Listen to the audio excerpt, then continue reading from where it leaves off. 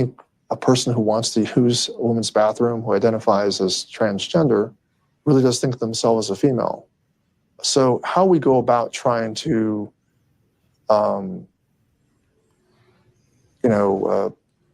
respect their basic right to live, I think will be an important part of this law. And With the bathrooms, law. well, wait a minute, bathrooms are,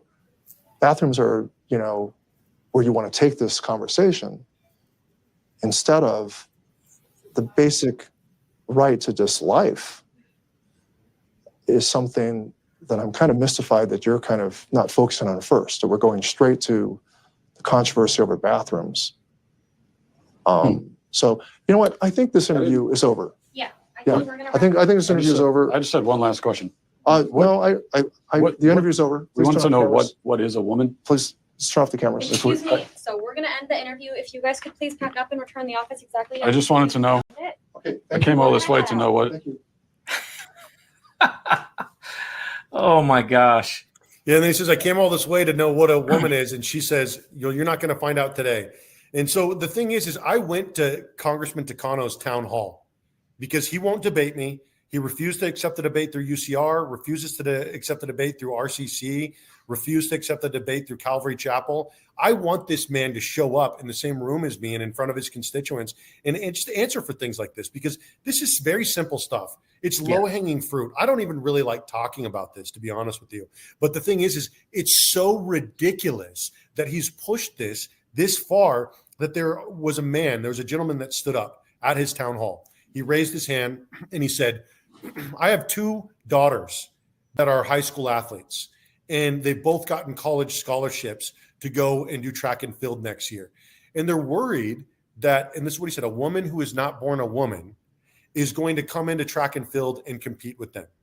And I would say about 25% of the room turn around and they just give him a nasty look. Like he was a bad person for wanting his daughters to be able to compete against other biological women.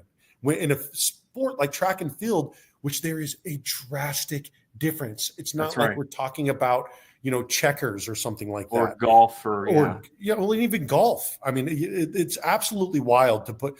It's what Title IX is all about. It's about giving women an opportunity to compete, protecting women's spaces. And so for him to not be willing to look at this man in the eyes and say, you know what, your daughters should have a safe space where they're able to compete. He went ahead and he said, well, have they ever competed against a trans athlete? And the man said, no, well, not yet. He said, well, then it's not really a problem. It is a problem, though. Riley Gaines competed against a trans athlete and was defeated. We see all of these, a volleyball player that was given a concussion. We see women in boxing, and that's another clip that he has. And so if we just could be reasonable about common sense, I have no hatred in my heart for anyone in the trans community. Yep. You just, when your rights are infringing on someone else's rights, that's where there's a problem.